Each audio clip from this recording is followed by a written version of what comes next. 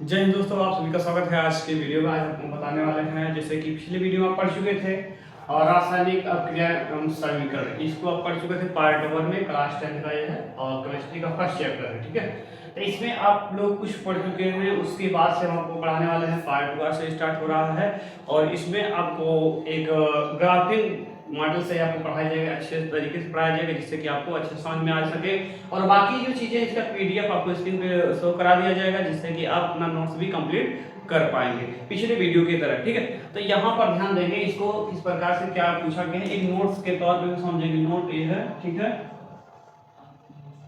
क्या इसमें थोड़ा सा अंतर है। कह रहा कि शांत अम्ल का संकेत, जो शांत अम्ल होता है उसका संकेत क्या होता है। इससे पहले हमने हर यौगिक का, हर एलिमेंट का हमने बताया था कि किस अवस्था में, ठोस अवस्था, द्रव अवस्था, जलीय अवस्था में रहेंगे, तो उनका क्या संकेत रहेगा सब बता चुके थे। AQ बताए थे, L बताए थे, S बताए थे, ठीक है, ये सब बताए थे। तो इसमें ध्यान देंगे, शांत अम्ल का संकेत अगर देखा जाए, कॉनेक, CONC, कॉनेक C, ये हो जाएगा। फिर तन अम्ल का संकेत जो होगा वो क्या होगा, DIL, दिल। तो ये इस प्रकार से इन दोनों का एक संकेत है। अभी हम आपको दिखा रहे हैं कैसे संकेत माना जाएगा, कैसे समझेंगे इसका संकेत कहाँ है, कहाँ लिखा जाएगा। ठीक है, पहला हमने इसको उदाहरण के तौर पर देखें, दूसरे इसको, ठीक है, देखेंगे यहाँ पर देखें Cu प्लस 2H2SO4 से क्रिया करके CuSO4 plus 2H2O plus SO2, इस प्रकार से पहला है। तो देखा जाए यहाँ जो है H2SO4 की संख्या 2 है, ठीक है, H2SO4 की संख्या 2 है, तो ये शांत अम्ल में आएगा। किसमें आएगा, शांत अम्ल में आएगा। जब शांत अम्ल में आएगा तो इसको दर्शाया दिया जाएगा CONC। ये इस प्रकार से शांत अम्ल का पहचान बता दिया गया। अब इसमें तन अम्ल का पहचान कराना रहे तो देखेंगे, ये एक ही बार H2SO4 है, ये शांत अम्ल इसके अपेक्षा में हो जाएगा, तो यहाँ पर क्या, तन अम्ल हो जाएगा इसके अपेक्षा में, तो यहाँ लिख देंगे DIL। तो इस प्रकार से ये ऐसे पहचान करके इसका प्रतीक लिखा जाता है। ठीक है, इसी प्रकार से आपको लिखना होगा और कुछ नहीं इसमें करना है। शांत अम्ल का संकेत आपको CONC हो गया और यहाँ पर तन अम्ल का संकेत जो लिख रहा है आपको DIL हो गया। ये संकेत अगर आप लिखा गया है तो आप कहीं भी देखिए तो समझ जाइएगा, CONC लिखा है तो इसका मतलब ये शांत अम्ल है, अगर DIL लिखा है तो तन अम्ल है। तो इस प्रकार से इसका पहचान हो चुका है। अब इससे आगे हम लोग जानने वाले हैं कि जो रासायनिक अभिक्रियाएं होती हैं वह कितने प्रकार की होती हैं, उसके बारे में हम लोग जानेंगे और अच्छे से पूरा डिटेल में समझेंगे, क्योंकि उसमें से 1-2 प्रश्न आ सकता है एग्जाम में, बहुत ही इंपॉर्टेंट वो हेडिंग के तौर पर है, उसको हम लोग ग्राफिक डिजाइन में देखेंगे। ठीक है, तो वीडियो बने रही, वीडियो अच्छा है वीडियो को लाइक कीजिएगा, चैनल पर नए चैनल को सब्सक्राइब कीजिएगा। चलिए उसको भी देख लेते हैं। जैसे कि दोस्तों आपने शांत अम्ल का पहचान जान चुके, तन अम्ल का पहचान जान चुके, अब आपको हम बताने वाले हैं रासायनिक अभिक्रियाओं के प्रकार।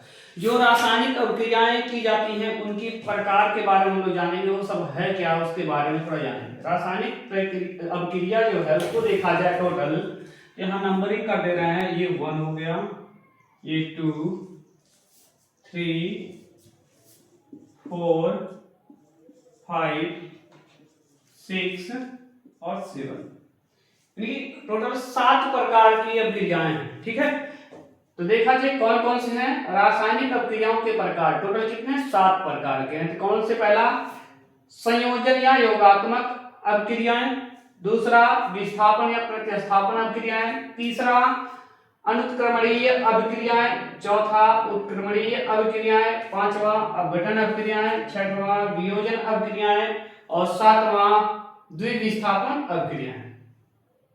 इस प्रकार से अगर देखा जाए 6 अभिक्रियाएं, 7 प्रकार की अभिक्रियाएं हैं, उनमें से देखा जाए फर्स्ट को लेकर चलते हैं। यहाँ पर जो दिया गया है इसका थोड़ा सा डिफिनेशन हम लोग जानेंगे।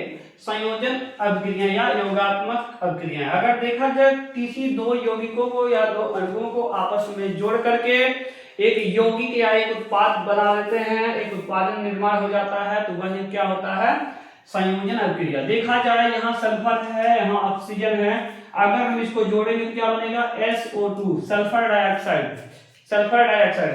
तो यहाँ पर देखा जाए सल्फर डाइऑक्साइड जब बना तो दोनों को जोड़ करके बना, यानी कि योगात्मक, यानी जोड़ करके या संयोजन करके बना।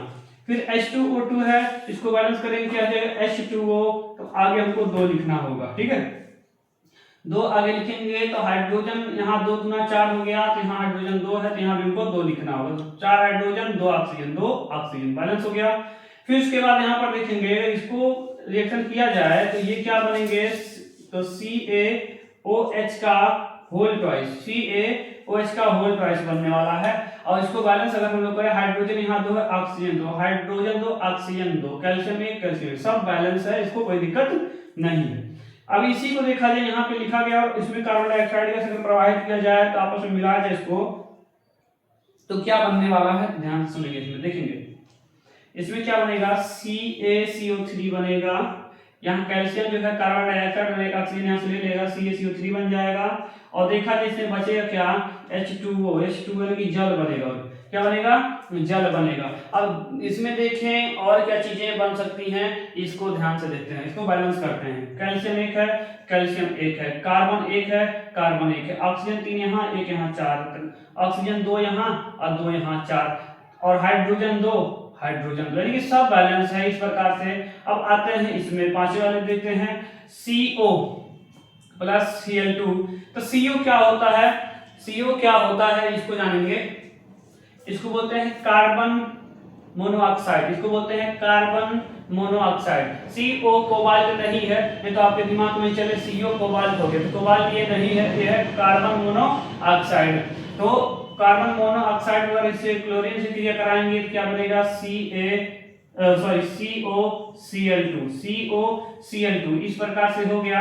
अब इसका नाम क्या बनेगा, कार्बोनिल क्लोराइड, इस प्रकार से जाएगा। और उसके बाद यहाँ पर देखा जाए C2H4 प्लस H2 का अगर निकिल की उपस्थिति में 300 डिग्री सेल्सियस पर अगर हम लोग इसका क्रिया कराएंगे तो क्या बनेगा, C2H6 बनेगा, C2H6। हाइड्रोजन 4 यहाँ है, 2 यहाँ, तो टोटल 6 हो जाएगा। और 2 कार्बनों की संख्या को हम लोग बोलते हैं एथ, क्या बोलते हैं, एथ। ये सिंगल बॉन्ड से जब जुड़ेगा तो क्या हो जाएगा, एथेन, क्या होगा, एथेन। तो इस प्रकार से यहाँ पर ये हो गया हमारा संयोजन अभिक्रिया। संयोजन अभिक्रिया का मतलब वे अभिक्रियाएं जिनमें 2 या 2 से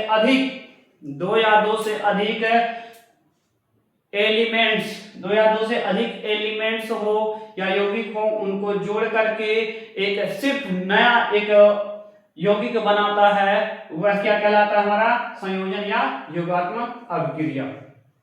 ठीक है। अब हम लोग चलते हैं विस्थापन अभिक्रिया। विस्थापन अभिक्रिया में क्या कहा जाता है, तो देखा जाए विस्थापन अभिक्रिया को जानने के लिए, प्रतिस्थापन अभिक्रिया को जानने के लिए इसमें क्या है कि जब कोई भी चीजें अगर देखी जाए, मान लेते हैं अगर हम इनमें से ले लें Zn है, ठीक है,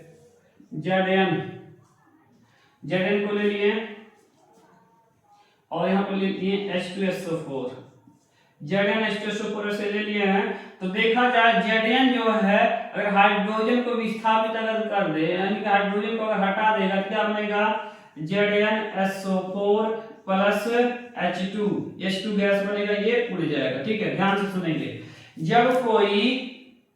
जब कोई देखा जाए यहाँ पर इस प्रकार से एक थर्ड पार्टी आकर के इस पार्टी को तोड़ दे, थर्ड पार्टी आकर यहाँ ज्वाइन कर दे, उस प्रकार से एक नया रूप ले लेता है, तो देखा जाए इस प्रकार की अभिक्रिया क्या होती है, हमारी विस्थापन अभिक्रिया होती है। इसमें कहा क्या जाएगा, जब एक अणु या एक यौगिक समूह दूसरे यौगिक समूह को तोड़ करके उसके स्थान को अपना स्थान बना ले या उस स्थान को ग्रहण कर ले, तो वह अभिक्रियाएं विस्थापन अभिक्रियाएं कहलाती हैं। तो इसके प्रति अगर 2-4 उदाहरण के तौर पर होगा तो उसको भी आपको दिखा दे रहे हैं, समझा दे रहे हैं। ठीक है, तो इसमें देखेंगे जैसे एक ये यहाँ पर उदाहरण के तौर पर आप लोग देख लिए विस्थापन अभिक्रिया में। अब इसके बाद हम लोग देखने वाले हैं कि 1-2 और उदाहरण इसके साथ साथ ध्यान सुनेंगे।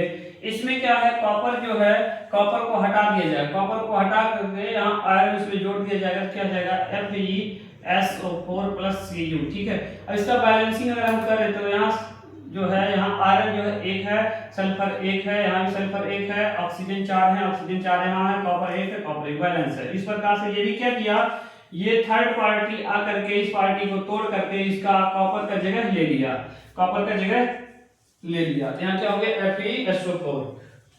अब चलते हैं यहाँ पे तीसरा जो उदाहरण है, ये पहला इस्तेमाल, तीसरा हो गया। तो तीसरे को अगर हम लोग देखें तो तीसरे में भी यही हाल होगा, तो क्या हो जाएगा PbCl2, PbCl2 बराबर यहाँ प्लस Cu हो जाएगा, ठीक है, Cu। तो देखा जाए इसमें भी Pb क्या किए, थर्ड पार्टी आकर के इस पार्टी को तोड़ करके अपना स्थान प्राप्त कर लिया, अपना स्थान प्राप्त कर लिया। तो इसमें भी देखा जाए कोई वैलेंसी का कोई दिक्कत नहीं है, Pb यहाँ 1 है, यहाँ भी Pb 1 है, Cl यहाँ 2 है, Cl यहाँ 2 है, Cu यहाँ 1 है, Cu यहाँ 1 है। इस प्रकार से बैलेंसिंग भी हो गया। अब इसके साथ साथ अगर हम लोग चले इसके आगे, अनुत्क्रमणीय, क्या है, अनुत्क्रमणीय अभिक्रियाएं। अनुत्क्रमणीय अभिक्रियाएं कहने का मतलब वो होता है वे रासायनिक अभिक्रियाएं जो सिर्फ एक ही दिशा में, जो एक ही दिशा में चले या एक ही दिशा में यौगिक का निर्माण करें, उत्पाद करें, तो वह क्या कहलाते हैं, अनुत्क्रमणीय अभिक्रियाएं, ठीक है, अनुत्क्रमणीय अभिक्रियाएं। और इसी का विपरीत, इसी का विपरीत एक है उत्क्रमणीय अभिक्रियाएं। उत्क्रमणीय अभिक्रियाएं वे अभिक्रियाएं जो दोनों दिशा में, जो दोनों दिशा में अपने बैलेंस को बराबर रखें, जो दोनों दिशा में अपने बैलेंस को बराबर रखें, अपने अणुओं की संख्या, परमाणुओं की संख्या, सब कुछ क्या करे, वो बराबर रखे, वह अभिक्रियाएं क्या कहलाएंगे, उत्क्रमणीय अभिक्रिया कहलाएंगे, उत्क्रमणीय अभिक्रिया कहलाएंगे। तो इसके बारे में थोड़ा हम लोग एग्जांपल के तौर पर देख लेते हैं क्या रिएक्शन इसका होगा, ठीक। उदाहरण के तौर पे यहाँ हमने 3 उदाहरण लिखा है और यहाँ पर भी 3 से 4 उदाहरण लिखा है। तो ये उदाहरण जो आपको दिख रहा है ये अंतःकर्मणीय अभिक्रिया को लेकर के है, और ये जो दिख रहा है आपको उत्क्रमणीय अभिक्रिया को लेकर के है। तो चलिए इसको रिएक्शन को पूर्ण करते हैं और आपको समझाते हैं अच्छे से, ठीक है। अगर देखा जाए ये जो रिएक्शन आपको दिख रहा है, ये रिएक्शन अगर किया जाएगा तो क्या बनेगा, NaOH बनेगा, क्या बनेगा, NaOH बनेगा और प्लस H2 गैस निकलेगा। अब इसको बैलेंस करिए, हाइड्रोजन 2 यहाँ, 1 यहाँ, 3 हो गया, ऑक्सीजन 1 है। तो देखा जाए हाइड्रोजन यहाँ पर देखा जाए तो 2 ही सिर्फ है। अगर हम 2 यहाँ पे बढ़ा दें, 2 अगर बढ़ा देंगे तो हाइड्रोजन यहाँ देखा जाए 4 हो गया, ऑक्सीजन 2 हो गया, तो ऑक्सीजन यहाँ 1 दिख रहा है, तो यहाँ पर बढ़ा देते हैं। तो यहाँ से 2 हाइड्रोजन यहाँ, 2 हाइड्रोजन यहाँ, 4 हाइड्रोजन हो गया, 2 ऑक्सीजन हो गया। सोडियम यहाँ 2 हो गया, यहाँ 1 दिख रहा था, यहाँ 2 बढ़ा दीजिए, ठीक है। इस प्रकार से देखिए इधर का जो है, इधर का जो अणु की संख्या है ना, सब बराबर तो है लेकिन एक ही दिशा में कार्यरत है, एक ही दिशा में कार्य कर रहा है। तो यहाँ पर हाइड्रोजन गैस ये क्या हो जाएगा, उड़ जाएगा, ठीक। अब इसको भी ऐसे करेंगे तो अगर देखा तो क्या हो जाएगा, Na जो है NO3 से क्रिया करेगा, ठीक है, NaNO3 इस प्रकार से हो जाएगा। फिर ये हो जाएगा AgCl कुछ इस प्रकार से इसमें रिएक्शन हो जाएंगे, इसमें इस प्रकार से रिएक्शन कर लेंगे। तो यहाँ पर भी आपको लिखना होगा अनुत्क्रमणीय का यहाँ चिन्ह लिख लेना होगा, जिसको कहा जाता है से क्रिया करके, इसको बोला जाता है से क्रिया करके। इसको अगर हम लोग रिएक्शन कराएंगे क्या बनेगा, इसको अगर हम लोग रिएक्शन कराएंगे क्या बनेगा, तो इसमें हम लोग ध्यान दे देंगे, उसको कुछ करना नहीं है, उसको आप अच्छे से समझ सकते हैं और अच्छे से कर सकते हैं। क्योंकि अगर देखा जाए यहाँ पर Fe प्लस में है, यहाँ SN प्लस में है, तो SnCl से क्रिया करेगा, तो क्या है SnCl और इसका FeCl2। अब देखिए क्या ये बैलेंस बराबर है, क्या ये बैलेंस बराबर है कि नहीं बराबर है, इसको हम लोग को बैलेंसिंग करना होगा, इसको समझना होगा। तो ध्यान देंगे यहाँ जो Sn होता है, Sn पर यहाँ 4 प्लस का काम करेगा, कितने प्लस का, 4 प्लस का काम करेगा। जब 4 प्लस का काम करेगा SnCl4 होगा, SnCl4 होगा। यहाँ पर जो Fe इस पे 2 प्लस का काम करेगा, यहाँ पे FeCl2 हो गया। अब बैलेंस करिए, Sn1 है, Cl 4 यहाँ, 4 2 यहाँ, 6 हो गया, तो 3 2 5 हो रहा है, यहाँ पे 3 2 5 हो रहा है, Fe यहाँ 1 है। तो क्या ये बैलेंस हो पा रहा है कि नहीं हो पा रहा है, इसको अगर हम लोग बैलेंस करेंगे तो क्या बन सकता है। अगर हम यहाँ 2 लिख दें, Fe 2 हो गया, लेकिन Cl देखा जाए तो 2 3 6 2 8 हो जा रहा है। तो यहाँ 4 अगर यहाँ 2 लिख दें तो 2 Fe हो गया, Cl 2 दूना 4 हो गया, तो 4 4 टोटल 8 हो गया। इस प्रकार से ये इसका उदाहरण हो गया। और ये जो आपको एरो दिख रहा है, इसी एरो को बोला जाता है अनुत्क्रमणीय अभिक्रिया। अनुत्क्रमणीय अभिक्रिया यही है जो एक ही दिशा में कार्य करेगा। अब आते हैं उत्क्रमणीय अभिक्रिया। उत्क्रमणीय अभिक्रिया में क्या होता है, ये जो इधर दिख रहा है इधर भी वही चीज रहेगा, यानी कि टूटने के बावजूद भी फिर जोड़ा जाएगा तो ऐसे ही हो जाएगा। इसको अगर हम तोड़ेंगे तो क्या होगा, CaO प्लस CO2 बनेगा, ठीक है, CaO प्लस CO2 ये बन जाएगा। अगर इसको हम तोड़ेंगे PCl3 प्लस Cl2 में टूटेगा। और इसको अगर हम देखें टूटा है तो पहले से इसको अगर हम जोड़ेंगे क्या बनेगा, HI। तो यहाँ पर देखा जाए तो आगे 2 बढ़ा देंगे क्योंकि दोनों दो दो की संख्या में। इसको अगर तोड़ा जाएगा तो जुड़ा पहले से तोड़ा जाएगा NH3 प्लस HCl। तो इस प्रकार से ये टूट रहा, क्योंकि इसको अगर हम जोड़ेंगे फिर H4Cl बन जाएगा। इसको फिर हम तोड़ेंगे H2 प्लस I2 बनेगा, और PCl3 प्लस Cl2 को अगर हम जोड़ेंगे तो PCl5 होगा, COH plus CaO plus CO2 को अगर हम जोड़ेंगे यह बन जाएगा CaCO3। इस प्रकार से ये अभिक्रिया हो गया अंतःकर्मणीय अभिक्रिया, और ये हो गया आपका उत्क्रमणीय अभिक्रिया। अब हम लोग पहुंचेंगे किस पे, हम लोग पहुंचेंगे अब इस पे अपघटन अभिक्रिया। अपघटन अभिक्रिया क्या है होता है, और वियोजन अभिक्रिया क्या होता है, अद्विस्थापन अभिक्रिया क्या होता है, ठीक है। इस पे अब हम लोग फोकस करते हैं। तो अब हम लोग देखते हैं यहाँ पे अपघटन अभिक्रिया। अपघटन अभिक्रिया किसे कहते हैं इसको समझेंगे। वे अंतःकर्मणीय अभिक्रिया जिनमें 2 या 2 से अधिक अणुओं को 2 या 2 से अधिक अणुओं में टूट जाना या सरल रूप से बिखर जाना, विभाजित हो जाना, वह अपघटन अभिक्रिया कहलाता है, ठीक है, अपघटन अभिक्रिया कहलाता है। अपघटन अभिक्रिया 2 प्रकार का होता है, पहला होता है वैद्युत अपघटन और दूसरा होता है ऊष्मीय अपघटन। वैद्युत अपघटन का कहने का मतलब यह है कि कोई भी यौगिक हो जिसमें विद्युत धारा प्रवाहित किया जाए, कोई भी पदार्थ हो, कोई भी द्रव्य हो जिसे विद्युत धारा प्रवाहित किया जाए, अगर वह खंड खंड हो जा रहा है, टूट जा रहा है, अलग अलग हो जा रहा है, इसका मतलब है वैद्युत अपघटन अभिक्रिया के द्वारा होगा, ठीक। ऊष्मीय अपघटन कोई ऐसी चीज हो जिसको धूप में रखने पर उसके जो अणु हैं वह अलग अलग हो जाएं, वह टूट जाएं, बिखर जाएं, वह होते हैं ऊष्मीय अपघटन। तो उसके लिए यहाँ पर फॉर एग्जांपल के तौर पे एक यहाँ लिखा गया है, इसको हम लोग रिएक्शन में देखते हैं कैसे इसको सॉल्व किया जाएगा। तो देखिए इसको कैसे सॉल्व किया जाएगा। इसको अगर हम तोड़ेंगे तो टूटेगा H2 प्लस O2 में, ठीक है। तो देखा जाए यहाँ हाइड्रोजन 2 है, ऑक्सीजन 2 है, तो यहाँ से हाइड्रोजन 2 है, ऑक्सीजन 1 है, बैलेंस नहीं है। यहाँ 2 बढ़ा देंगे तो हाइड्रोजन 4 हो जा रहा है, यहाँ हाइड्रोजन 2, यहाँ 2 बढ़ा देंगे हाइड्रोजन 4, और यहाँ से 2 ऑक्सीजन 2, यहाँ भी ऑक्सीजन, ये बैलेंस हो गया।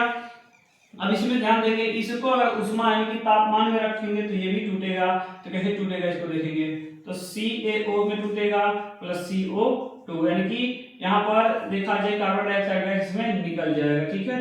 कुछ इस प्रकार से ये टूटेगा, और ये टूटना देखा जाए तो ये क्या कहलाएगा, ऊष्मीय अपघटन, और इसका टूटना क्या कहलाएगा, वैद्युत अपघटन। तो इस प्रकार से ये अभिक्रिया हो चुका। अब आते हैं वियोजन अभिक्रिया। तो वियोजन अभिक्रिया कैसे होता है इसको भी समझेंगे। तो वियोजन अभिक्रिया यानी कि वे अभिक्रियाएं जिनमें उत्क्रमणीय अभिक्रिया के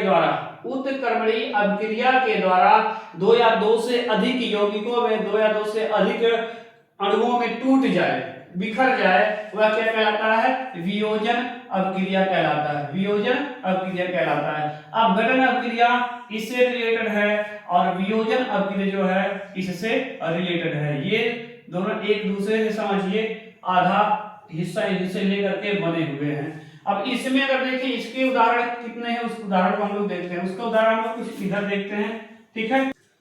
तो इनका जो उदाहरण देखा जाए वियोजन अभिक्रिया उदाहरण इस प्रकार से है, और इसमें जैसे हमने अपघटन में देखा वैद्युत अपघटन और ऊष्मीय अपघटन, तो यहाँ पर वियोजन में भी अगर देखा जाए अभिक्रिया में उसमें ऊष्मीय अपघटन पाया जाता है, ठीक है। उसमें ऊष्मीय अपघटन के द्वारा इसको तोड़ा जा सकता है। इसको तोड़े अगर हम लोग इसको देखेंगे क्या बनेगा, PCl3 प्लस Cl2 बनेगा। इसको तोड़ेंगे तो क्या बनेगा, NH3 प्लस Cl2 बनेगा। अब इस पर HCl बनेगा। फिर इसको अगर हम तोड़ेंगे तो H2 प्लस I2 में टूटेगा। इसको तोड़ेंगे तो NO2 में टूटेगा, ठीक है। तो इस प्रकार से दिख रहा है, लेकिन इसको बैलेंस हम लोग करेंगे तो ध्यान देंगे PCl3 और Cl2 यानी कि Cl 2 यहाँ 3 यहाँ 5 हो गया, तो यहाँ भी 5 है, P 1 है बैलेंस है। यहाँ देखा जाए हाइड्रोजन 3 यहाँ 1 यहाँ 4, यहाँ हाइड्रोजन 4 है और यहाँ पर क्लोरीन 1 है, ठीक है, बैलेंस है।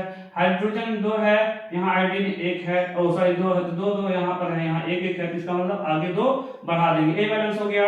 अब यहाँ देखेंगे, यहाँ पे नाइट्रोजन 2 है, ऑक्सीजन 4 है, नाइट्रोजन 1 है, ऑक्सीजन 2 है, देखिए ऑक्सीजन बैलेंस करेंगे तो सब बैलेंस हो जाएगा। यहाँ 2 बढ़ाएंगे, 2 दूना 4 ऑक्सीजन हो गया और 2 कम 2 नाइट्रोजन हो गया। तो इस प्रकार से ये हो गया हमारा वियोजन अभिक्रियाएं। वियोजन अभिक्रियाएं कहने का मतलब जो उत्क्रमणीय अभिक्रिया से जुड़ी हुई हो, यानी उत्क्रमणीय अभिक्रिया के द्वारा जो दोनों दिशाओं में अपने अणुओं को बराबर रखे, और उसको अगर देखा जाए वियोजन सिद्धांत में, अगर वियोजन अभिक्रिया में ये ऊष्मीय अपघटन के द्वारा होता है, ठीक है, ऊष्मीय अपघटन के द्वारा इसको सॉल्व किया जाता है। अब हम लोग चलेंगे द्विविस्थापन अभिक्रिया।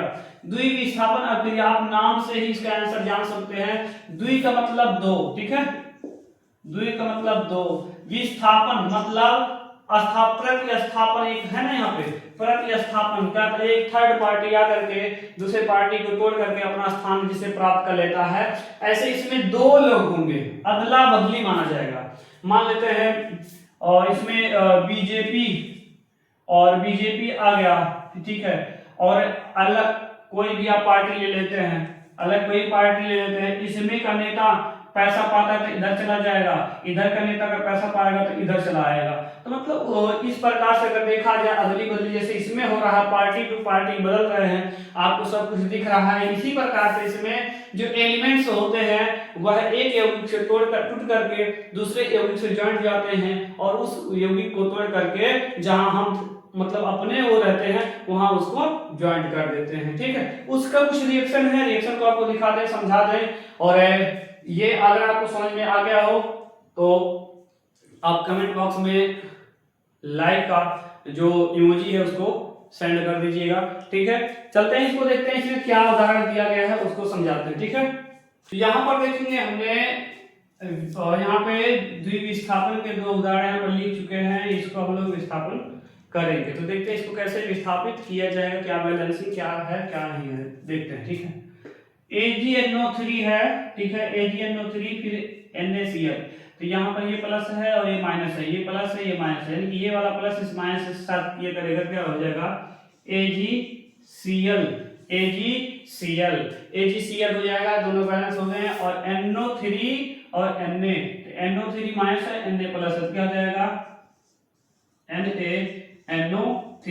इस प्रकार से इसको कर दिया गया। अब इसको अगर हम सॉल्व करेंगे तो सोडियम जो यहाँ दिख रहा है ये क्लोरीन के साथ हो जाएगा, तो क्या हो जाएगा NaCl, और इसको करेंगे और यहाँ पर बेरियम का करेंगे इसमें SO4 से, क्या हो जाएगा BaSO4। इसमें कुछ बैलेंसिंग करना है कि नहीं करना इसको ध्यान देंगे। सोडियम यहाँ 1 है, यहाँ 2 है, क्लोरीन यहाँ 1 है, यहाँ 2, इसका मतलब अगर यहाँ हम 2 बढ़ा दें तो सोडियम भी 2 क्लोरीन भी 2, सोडियम 2 क्लोरीन 2।